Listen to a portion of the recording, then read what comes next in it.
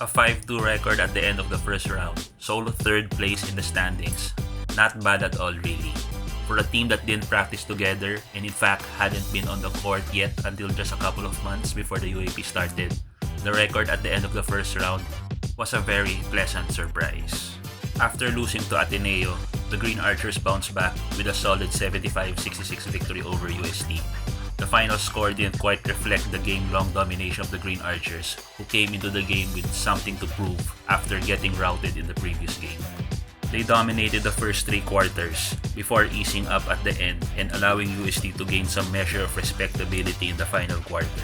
One of the keys to this win was the Archers' domination of the boards, 46-33, with the front line of Michael Phillips, Justin Baltazar, and Bright Wanko pulling down a total of 27 boards, which helped the team score 19 second chance points.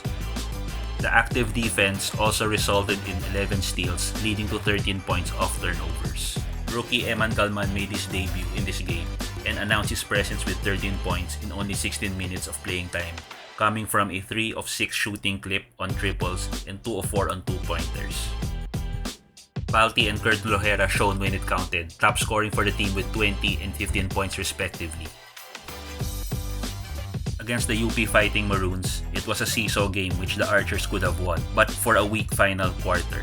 The Salle battled on fairly even terms through 3 quarters, even leading at the half by 2, and after 3 quarters by 5. It looked like all the Archers needed to do to win was just to trade baskets in the 4th period, and they even upped the lead to 7 on a Winston jumper with 7 minutes to go. Sounded like a good plan, but unfortunately, they couldn't hold the line against the suddenly hot Maroons.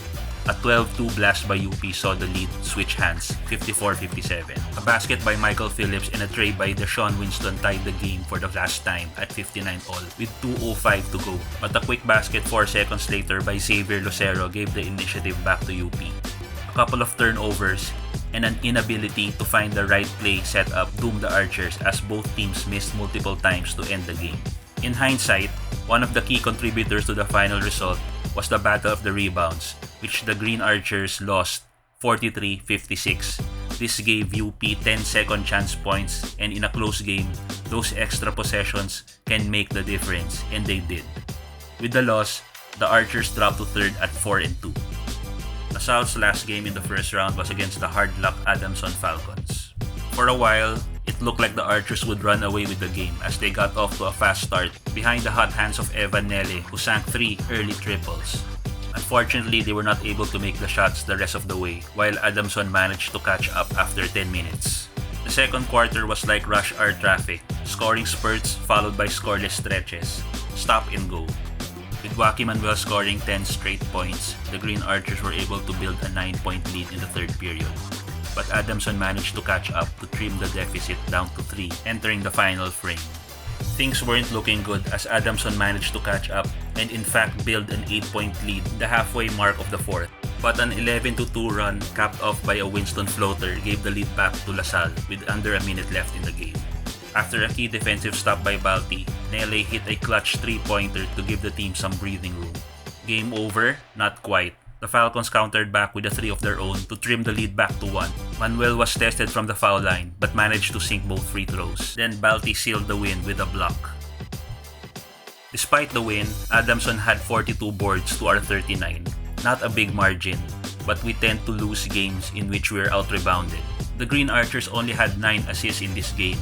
Despite being a low-scoring game, 9 assists in 22 made field goals shows that our points came from individual moves rather than passes. And with round 1 done, we could still very much say that the Green Archers are still a work in progress. There's no substitute for time together when it comes to team sports.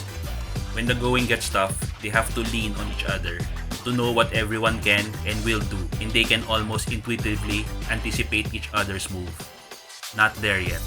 Fortunately, we won against teams we were supposed to beat. FE was in fact considered a threat, but we handled them well, at least in the first round. Coach Derek wasn't really setting up opponent-specific game plans in the first round, probably focusing more on the fundamentals of his system that he wants his players to learn and eventually master.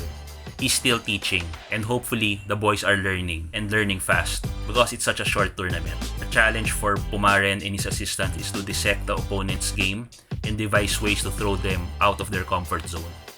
Against the teams above us, that will be critical because if Ateneo and UP get into their groove, they will be definitely tough to beat. And the same will go for all the other teams who are capable of beating us if they become confident and comfortable in their play. Maybe in the second round, Manong will be making specific game plans, and hopefully his teachings will have become ingrained in the team. And we'll know when we see them play against Ateneo to start the second round tomorrow. As long as we qualify for the playoffs, we will have achieved a milestone after failing to get to the Final Four in the last 2 seasons. It will show that our players have absorbed the teachings of Coach Derek and that his system is taking root. That gives us optimism because he has a winner's mindset and the track record that goes with it. He has the quality of talents now that he didn't have in other schools he coached. He'll get it done.